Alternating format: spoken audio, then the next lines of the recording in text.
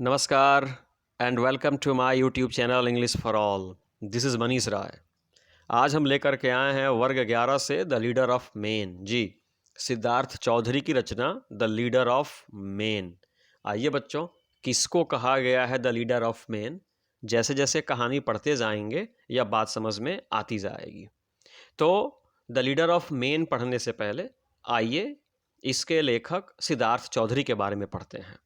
बच्चों, Siddharth Chaudhary born in 1974, 1974 में इनका जन्म हुआ है। Born and brought up in Patna, जन्म भी पटना में हुआ एंड ब्रॉट अप, और इनका लालन पालन शिक्षा दीक्षा भी पटना में हुई है। Now lives in new Delhi, अब ये नई दिल्ली में रहते हैं।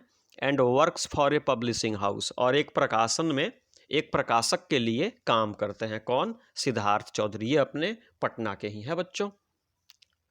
ही इज अ प्रॉमिसिंग का मतलब उदयमान, होनहार फिक्शन राइटर एंड ट्रांसलेटर। बच्चों, यह सिद्धार्थ चौधरी एक उदयमान, एक होनहार फिक्शन राइटर हैं एंड ट्रांसलेटर, और एक अनुवादक भी हैं। एज ए राइटर, एक लेखक के रूप में, हीज इम्पॉर्टेंट वर्क्स इंक्लूड, इनकी महत्वपूर्ण रचनाओं में इंक्लूड है, शामिल है। क्या क्या? सुनिए। Patna rough cut, a novel. Patna rough cut क्या है? एक नोवेल है, यह एक उपन्यास है। Which is a heartfelt homage, जो बच्चों, होमेज का मतलब यहाँ पे आदर या निष्ठा हुआ, जो एक दिल्ली आदर है, एक निष्ठा है। ये अपनी लेखनी से टू होम टाउन, अपने गृह शहर पटना के प्रति व्यक्त किया गया इनका आदर है। यानी पटना रफकट नाम की जो नोवेल है ना, इस नोवेल के माध्यम से ये अपने गृह शहर पटना को अपनी आदर प्रकट करते हैं। And Diksha at saint Martin's, इनकी एक और रचना है जिसका नाम है Diksha at saint Martin's, which is a mabry collection of short stories. ये लघु कथाओं का एक संग्रह है। दीक्षा एट सेंट मार्टिन्स जो है, यह कलेक्शन ऑफ शॉर्ट स्टोरीज है, यह लघु कथाओं का एक संग्रह है। बेस्ड ऑन, जो आधारित है, on the leaves and loves of young people in Patna in new Delhi, जो पटना और नई दिल्ली के यंग पीपल, नव युवकों या युवा लोगों के लिव्स, उनके जीवन एंड लव्स और उनके प्रेम कहानियों पर आधारित ये लघु कथाओं का संग्रह है, जिसका नाम है Diksha at saint Martin's. As a translator, अब आइए अनुवादक के रूप में। ऊपर तो आपने लेखक के रूप में देखा, अब इनको एक अनुवादक के रूप में देखिए। As a translator, his major works, इनकी जो मेजर का मतलब बड़ा होता है, वर्क मतलब रचना, इनकी जो बड़ी रचनाएं हैं, इनकी जो बड़ी कृति है, इनका जो बड़ा काम है, इज द हिंदी ट्रांसलेशन, वह है हिंदी अनुवाद of Eliot Weinberger's prose poem the stars for the museum of modern art New York in 2005। इन्होंने 2005 में म्यूजियम ऑफ आर्ट के लिए इलियट वेनबर्गर्स की जो प्रोज पोएम है जिसका नाम है द स्टार्स, उनका इन्होंने हिंदी में अनुवाद किया था। तो ये इनकी ट्रांसलेटर के रूप में इनका मेजर वर्क है। द लीडर ऑफ मेन, जो आप पढ़ने जा रहे हो, the leader of men, taken from Diksha at saint Martin's. बच्चों, यह जो कहानी आप पढ़ने जा रहे हो, यह दीक्षा एट सेंट मार्टिन से ली गई है। मैंने पहले ही कहा कि दीक्षा एट सेंट मार्टिन क्या है, तो यह शॉर्ट स्टोरीज की कलेक्शन है, यह लघु कथाओं का एक संग्रह है जो पटना और दिल्ली के युवाओं के जीवन और प्रेम गाथाओं पर आधारित है। तो यह जो स्टोरी आप पढ़ने जा रहे हो, द लीडर ऑफ मेन, यह दीक्षा एट सेंट मार्टिन से ही ली गई है। इज ए ट्रेजिक स्टोरी, बहुत ही ट्रेजिक है, बहुत ही दुखद कहानी है, of a poor man's hardships, एक गरीब व्यक्ति की हार्डशिप्स, उसकी दुश्वारियों के, हार्डशिप्स, उसकी कठिनाइयों का एक बहुत ही ट्रेजिक स्टोरी है, दुखद कहानी है। इन ए सिटी, एक शहर में, राइफ मतलब व्याप्त या फैला हुआ, विथ सोशल प्रिजुडिसेस। बच्चों, प्रिजुडिसेस का मतलब होता है पक्षपात या पूर्वाग्रह, अर्थात शहर में व्याप्त फैला हुआ पक्षपात के कारण एक गरीब व्यक्ति की यह एक अत्यंत ही दुखद कहानी है। द लीडर ऑफ मेन, जो आप लोग पढ़ने जा रहे हैं, यह सिद्धार्थ चौधरी की रचना है। तो आइए बच्चों, शुरुआत करते हैं द लीडर ऑफ मेन की। He was one of the replacement guards. बच्चों, वह बदले गए गार्ड्स में से, सुरक्षा कर्मियों में से एक था। आगे नाम बताऊंगा आपको। He was one of the replacement guards, यानी वह बदले गए सुरक्षा कर्मियों में से एक था। दैट केम टू वर्क, जो काम करने आया था in our apartment building at the end of November, जो नवंबर के अंत में हमारे अपार्टमेंट बिल्डिंग में काम करने आया था। बच्चों यह पूरी कहानी उसी के इर्द गिर्द घूमती है जो एक रिप्लेसमेंट गार्ड्स में से एक था और नवंबर के अंत में हमारे अपार्टमेंट बिल्डिंग में काम करने के लिए आया हुआ था। There are 4 guards in residence at all times. At all times का मतलब होता है हर समय, चाहे वो जाड़ा हो, गर्मी हो, जनवरी हो, दिसंबर हो, दिन हो या रात हो। There are 4 guards in residence at all times, यानी हमारे रेजिडेंस में हमेशा 4 सुरक्षाकर्मी रहते हैं। 2 ऑफ देम, उनमें से 2 work in the day time, उनमें से 2 दिन में काम करते हैं, and the other 2 at night, और 2 रात में। यानी हमारे रेजिडेंस में ऑल टाइम्स हमेशा 4 सुरक्षाकर्मी काम करते हैं, उनमें से 2 दिन में काम करते हैं और 2 रात में काम करते हैं।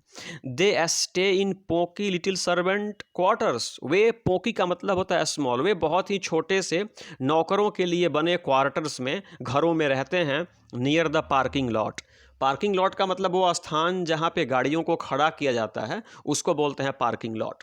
तो पार्किंग लॉट के नियर, नज़दीक में, नौकरों के लिए बने छोटे छोटे कमरों में वे रहते हैं। And are not allowed to keep their families in there, और वहाँ पे उनको अपने परिवार को कीप करने की, परिवार को रखने की अनुमति नहीं है। मतलब ये चारों गार्ड्स 2 दिन में काम करते हैं, 2 रात में काम करते हैं। ये पार्किंग लॉट के बगल में, यानी जहाँ पे गाड़ियाँ खड़ी की जाती है वो उसको पार्किंग लॉट बोलते हैं, उसी के नज़दीक सर्वेंट क्वार्टर्स में रहते हैं और उनको अपने परिवार को रखने की वहाँ पे अनुमति नहीं है।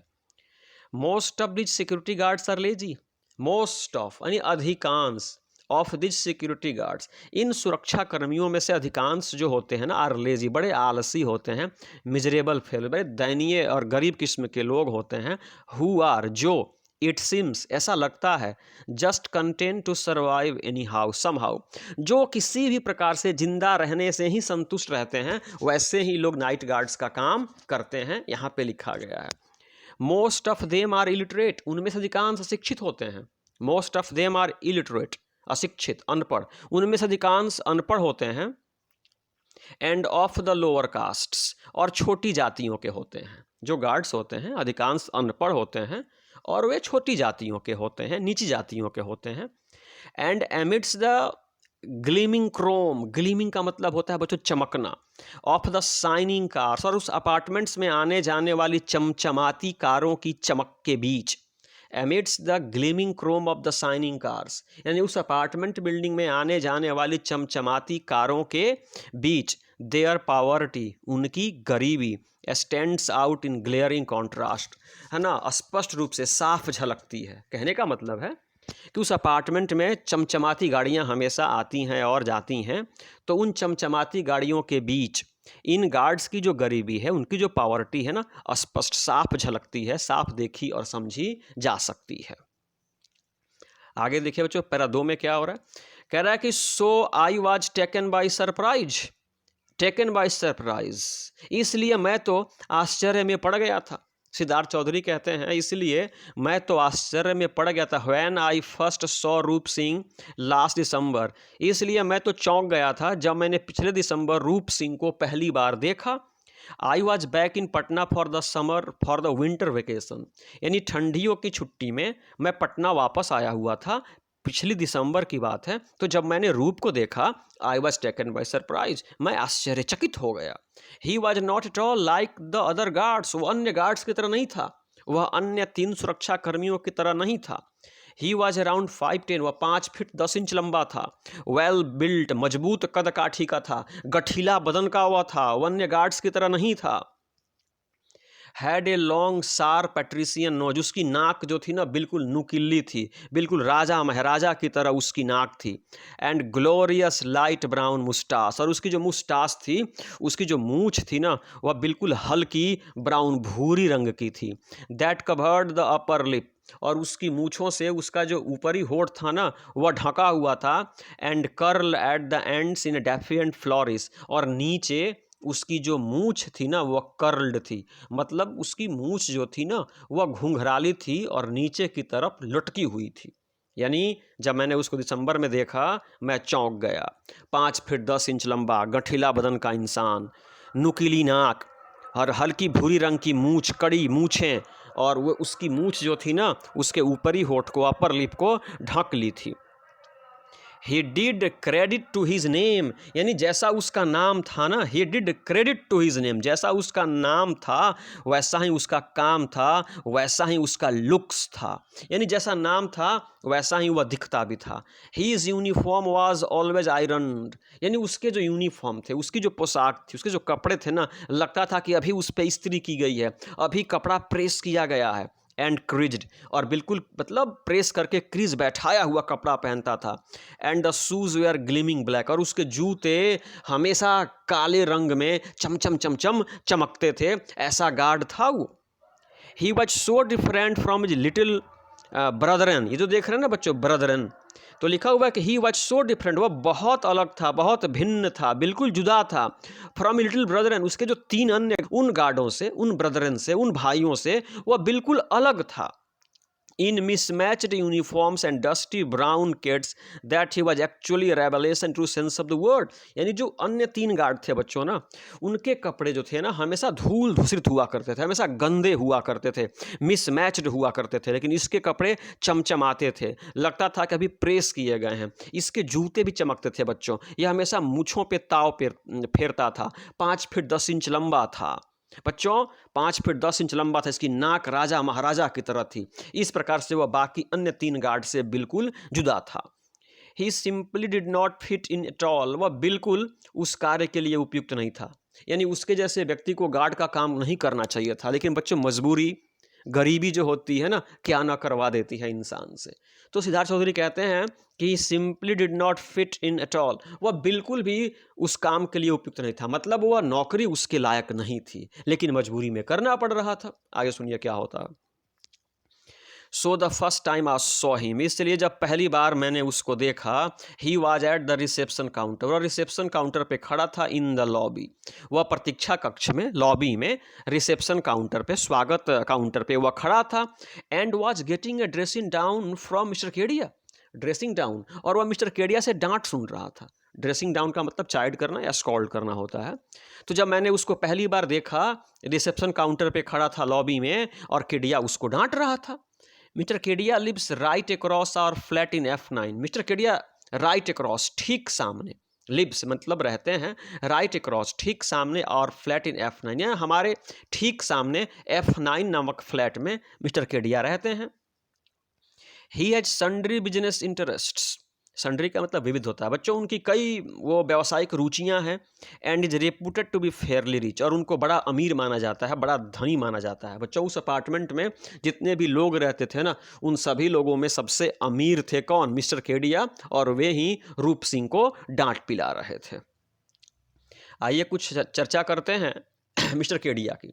ही हैज़ द स्टूपिड एरोगेंस, बच्चों he has the stupid arrogance, यानी उनके पास बड़ा घमंड था। किसके पास? केडिया जो था ना, बड़ा अहंकारी था, बड़ा घमंडी था। दैट कम्स विथ इट, चूंकि उसके पास बहुत पैसा था, वह बहुत अमीर था, वह कई व्यवसाय करता था बच्चों, तो पैसे के साथ घमंड और अहंकार आना लाजमी है। तो वह अमीर था, इसलिए उसको अमीर होने का बड़ा घमंड था, बड़ा अहंकार था। And he wears it on his face with the same sense of pride, और वह अपनी अहंकार को, अपने घमंड को अपने चेहरे पे दिखाता भी था। उसके चेहरे पे उसका घमंड था ना, साफ साफ अमीर होने का दिखता भी था। As the hideous chunky gold watch on his left wrist, उसके बच्चों लेफ्ट रिस्ट पे, उसकी जो लेफ्ट रिस्ट थी, लेफ्ट का मतलब होता है बच्चों बायां, और रिस्ट का मतलब कलाई, उसके लेफ्ट रिस्ट पे हमेशा बच्चों चंकी गोल्ड, चमचमाती सोने की घड़ी हुआ करती थी। And the Motorola cell phone on his right hip, और उसके राइट हिप पे, दाहिने हिप पे, कूल्हे पे मोटोरोला का सेल फोन। बच्चों मोटोरोला का सेल फोन पहले बहुत मशहूर था, अब इसकी बादशाहत कम हो गई है। तो बच्चों उसके कलाई में सोने की चमचमाती घड़ी हुआ करती थी, उसके जेब में मोटोरोला का सेल फोन हुआ करता था, बड़ा अमीर था, और अपनी अमीरी को अपने चेहरे पे दिखाता भी था। हीज शॉर्ट, वह नाटे कद का था, कौन? केडिया। हीज शॉर्ट, वह नाटे कद का था, एंड स्टॉकी, लेकिन मजबूत था, गठीला बदन का था। एंड गोइंग बाल्ड, और उसको हेयर फॉल था, उसके बाल झड़ रहे थे, वह गंजा होता जा रहा था। कौन? मिस्टर केडिया। आगे देखिए।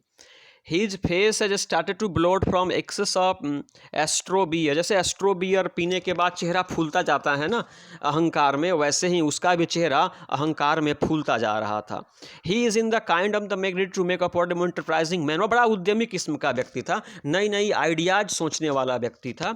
whom we see hovering around the periphery of our lives with alarming alacrity, but I guess it is a positive thing। कह रहे हैं कि वह एक अजीब किस्म का व्यक्ति था, वो बड़ा उद्यमी व्यक्ति था, वो हमेशा लोगों के इर्द गिर्द, हमेशा आप उसको अपने अगल बगल में मंडराते हुए देखा करते थे। शायद यह सकारात्मक बात थी।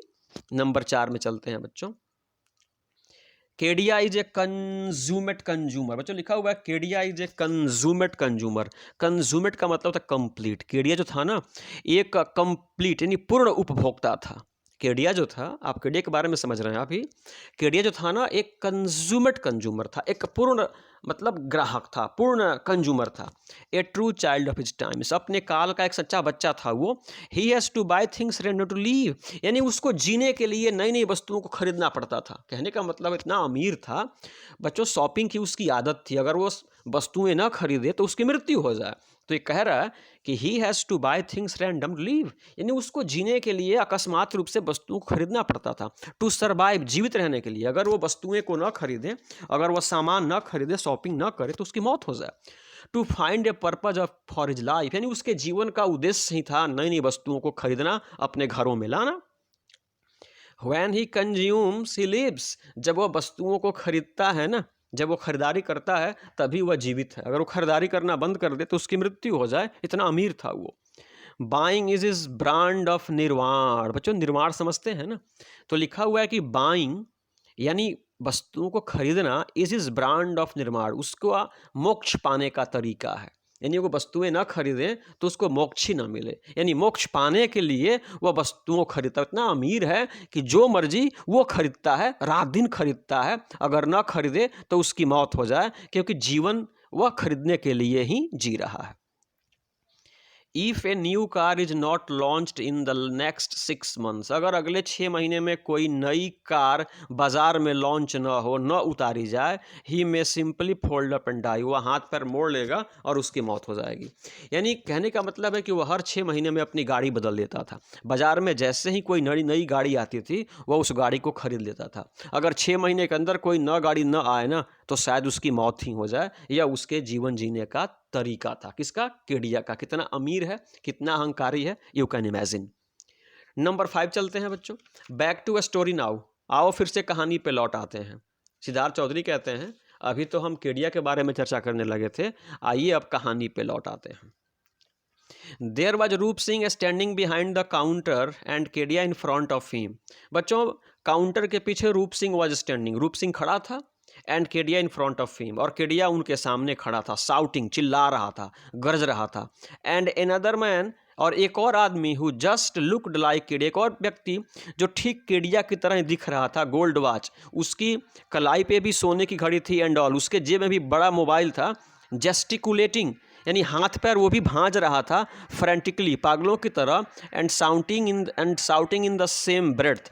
और जिस प्रकार से केडिया चिल्ला रहा था ना, उसी प्रकार से एक और व्यक्ति हाथ पैर भांज रहा था और चिल्ला रहा था, वह व्यक्ति भी केडिया की तरह ही दिखाई पड़ता था। यह बात है दिसंबर की, और काउंटर के पीछे केडिया खड़ा है और केडिया के सामने ये दोनों लोग खड़े हैं, और दोनों उस पर चिल्ला रहे हैं, गरज रहे हैं, उस पर बरस रहे हैं।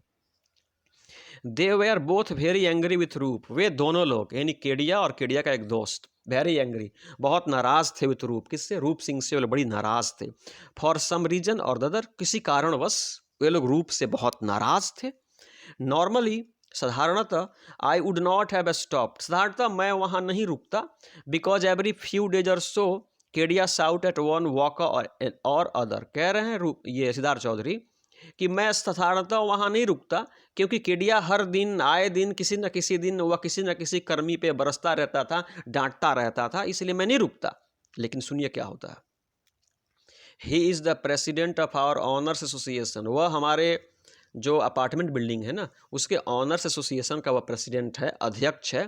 And he takes it very seriously, और वह इसको बड़ी गंभीरता से लेता है कि वह ऑनर्स एसोसिएशन का अध्यक्ष है। बट इट वाज रूप, लेकिन रूप, हिज ओपन कॉन्फिडेंट फेस, उसका खुला शानदार चेहरा, एंड इरेक्ट बेयरिंग, इरेक्ट का मतलब खड़ा, और उसका सीधा आचरण, एन इनेट प्राइड इन हिमसेल्फ, और उसके अंदर जो जख्मी सम्मान, and the sense of defines, और जो ललकार उसको मिल रही थी, एंड द वुंडेड ऑनर, और जख्मी मान, जख्मी सम्मान इन हिज आइज। यानी जब मैंने देखा तो मैंने रूप की आंखों में क्या देखा? वुंडेड ऑनर, जख्मी सम्मान देखा। इनेट प्राइड इन हिमसेल्फ, उसके अंदर मैंने जन्मजात गर्व भी देखा। दैट मेड मी पॉज, जिसने मुझको रोक दिया, and look over the scene new night, और मैं उसी के कारण रुक गया और देखने लगा कि क्या चल रहा है केडिया, केडिया के दोस्त और रूप सिंह के बीच में। A totally astonishing thing happen then, तभी क्या हुआ कि टोटली मतलब बिल्कुल, एस्टॉनिशिंग यानी अद्भुत, आश्चर्यजनक, चकित कर देने वाला, थिंग माने, थिंग का अर्थ हुआ, थिंग मतलब चीज़, हैपेंड देन, तभी वहाँ अचानक एक पूर्ण रूप से चकित कर देने वाली घटना घटती है। जब मैंने देखा कि दो लोग डांट रहे हैं रूप को, रूप चुपचाप खड़ा है, तभी अचानक वहाँ पे एक अजीब सी घटना घटी। रूप सेड टू केडिया, सुनिए बच्चों कौन सी घटना घटी। रूप सेड टू केडिया, रूप ने केडिया से कहा, it is not my fault sir, यह मेरी गलती नहीं थी, I was just doing my duty, मैं तो सिर्फ अपना काम कर रहा था। रूप ने केडिया से कहा इन इम्पेकेबल इंग्लिश, इम्पेकेबल मतलब शुद्ध, एकदम शुद्ध अंग्रेजी में बच्चों रूप ने केडिया से कहा कि it was not my fault sir, वह मेरी गलती नहीं थी sir, I was just doing my duty, मैं सिर्फ अपना काम कर रहा था। उसने एकदम शुद्ध अंग्रेजी में बोला, गार्ड ने मालिक से अंग्रेजी में कहा कि सर इसमें मेरी कोई गलती नहीं, मैं सिर्फ अपना कर्तव्य कर रहा था। albeit with a little of a rustic accent, उसकी अंग्रेजी शुद्ध थी लेकिन उच्चारण जो था ना, जो लहजा जो था, जो टोन था ना, वो देहाती। जैसे मैं भी गांव का हूँ बच्चों, हम लोग कितना हूँ अंग्रेजी पढ़ लें, बोल लें, लेकिन जो ये एक्सेंट है ना हमारा, ये रस्टिक ही रहता है, ये देहाती ही रहता है, चूँकि इस पे असर रहता है। तो उसकी जो जुबान थी ना वो भी रस्टिक थी, लेकिन एकदम शुद्ध अंग्रेजी में उसने कहा कि सर मेरी गलती नहीं थी, मैं अपना काम कर रहा था। Now this is wonderful I thought, मैंने सोचा अरे यार ये तो बड़ा ही अद्भुत है कि नौकर मालिक को अंग्रेजी में जवाब दे रहा है। I could suddenly sense drama in the lazy December air, दिसंबर के महीने में, इस सर्दी के महीने में मुझे लगा कि मैं कोई ड्रामा देख रहा हूँ जहाँ एक गरीब नौकर अपने अमीर मालिक को अंग्रेजी में जवाब दे रहा है। केडिया इज एस्टिफाइड, केडिया इज एस्टिफाइड मतलब केडिया एकदम स्तब्ध रह गया। And he can't believe he has heard right, और उसको अपने कानों पे विश्वास ही नहीं हो रहा था कि मेरे नौकर ने मुझे अंग्रेजी में जवाब दिया है। वह बिल्कुल केडिया पागल हो गया, स्तब्ध हो गया, और उसको भरोसा ही नहीं हुआ अपने कानों पे कि उसने क्या सुना। And nor can his friend, और नहीं उसके मित्र को भरोसा हुआ कि उन्होंने अंग्रेजी में जवाब सुना है। I can deduce it, I can deduce it, मैं अनुमान लगा सकता हूँ, from the shock on their faces, उन दोनों अमीरों के चेहरे पे जो शौक था ना, जो हाव भाव था, उसको देख करके मैं अनुमान लगा सकता था कि भाई स्थिति अच्छी नहीं है। द राइट्स ऑफ स्नॉबरी, जो मिथ्या वैभव था ना, स्नॉबरी जो मिथ्या वैभव था अमीर होने का, हैव सडनली बिन रिवर्स, अचानक उन लोगों के चेहरे से गायब हो गया। I am sure Roop too can see it in their eyes, और मुझे लगता है कि रूप भी उनकी आंखों में देख सकता था कि इनके चेहरे पे जो अहंकार था ना अब समाप्त हो गया था, क्योंकि नौकर ने मालिक को अंग्रेजी में जवाब दिया था। आई एम इंटरेस्टेड नाउ, अब मुझे भी मज़ा आ रहा था, मुझे भी उसमें रुचि जागृत हो गई थी कि देखते हैं अब क्या होता है। बट आई रियलाइज, मैंने महसूस किया, how trivial the problem really is, trivial का मतलब है स्मॉल, छोटा, कि मामला कितना छोटा था और कितना इसे तूल दिया जा रहा था, कितना इसे बड़ा बनाया जा रहा था। आई रियलाइज़ किया, मैंने महसूस किया। Kedia is now all red in the face, अब केडिया का चेहरा जो था ना, फेस ऑल रेड, एकदम लाल हो गया, एकदम बच्चों तावे जैसे रोटियां सेकते हैं ना, उस तावे की तरह उसका चेहरा बिल्कुल लाल हो गया। And bluster breaks out of it like hot air from a punctured balloon, जैसे बच्चों एक गुब्बारे में पंक्चर कर देने से, सुई लगा देने से, जैसे उसके अंदर से हवा गर्म भक से करके निकलती है ना, वैसे ही केडिया के नाक से और मुंह से गर्म हवा निकल रही थी। इतना गुस्सा हो गया था बच्चों, कौन? केडिया। क्या कहता सुनिए, you talk English to me, how dare you talk, तुम्हारी इतनी हिम्मत, हाउ डेयर यू टॉक, तुम्हारी इतनी हिम्मत, तुमने मुझसे अंग्रेजी में बात की। केडिया ने, मालिक ने नौकर से कहा कि तुमने मुझसे अंग्रेजी में बात की, हाउ डेयर यू टॉक, तुम्हारी इतनी मजाल। सुनिए क्या होता है, I just said that I was doing my duty. रूप कहता है कि आई जस्ट सेड, सर मैंने अभी अभी कहा कि मैं सिर्फ अपना काम कर रहा था, and I am not a rascal, मैं दुष्ट नहीं हूँ, मैं बेवकूफ़ नहीं हूँ, मैं सिर्फ अपना काम कर रहा था। आई डू अंडरस्टैंड इंग्लिश, मैं भी अंग्रेजी समझता हूँ। रूप सेड टू केडिया इन हिंदी, रूप ने केडिया से हिंदी में कहा कि आई डू अंडरस्टैंड इंग्लिश, मैं अंग्रेजी भी समझता हूँ, मैं सिर्फ अपना ड्यूटी कर रहा था, मैं रास्कल नहीं हूँ, मैं दुष्ट नहीं हूँ। केडिया से हिंदी में कहा, किसने? रूप ने। अब वो क्या कहता है सुनिए, I will kick you out, लात मार के नौकरी से निकाल दूंगा। I will kick you out, लात मार के तुमको नौकरी से निकाल दूंगा, केडिया ने रूप से कहा। रूप केप्ट क्वाइट एट दिस, इस बात पे रूप शांत रहा। And contained in his anger, और उसने अपने गुस्से को दबा लिया, कंटेन कर लिया। वो अभी बहुत नाराज हुआ था, लेकिन नौकर जो था ना, गार्ड जो था, और सामने मालिक खड़ा था, तो अपने एंगर को, गुस्से को कंटेन कर लिया, दबा लिया, बट जस्ट बेयरली, लेकिन केवल थोड़ी देर के लिए। फिर आगे सुनिए क्या होता है। I intervened around this time with neutral, और मैं किसी का पक्ष लिए बगैर, न्यूट्रल था, तटस्थ था, मैं किसी का पक्ष लिए बगैर मैंने इंटरवीन किया, मैंने हस्तक्षेप किया। What is the matter mister Kedia, Kedia साहब क्या बात है। मैंने बीच में दखलंदाजी दी, न्यूट्रल हो, तटस्थ होकर के, और मैंने पूछा what is the matter mister Kedia, Kedia साहब क्या बात है। ही turn and look at me, Kedia मेरी तरफ मुड़ा और मुझको देखा।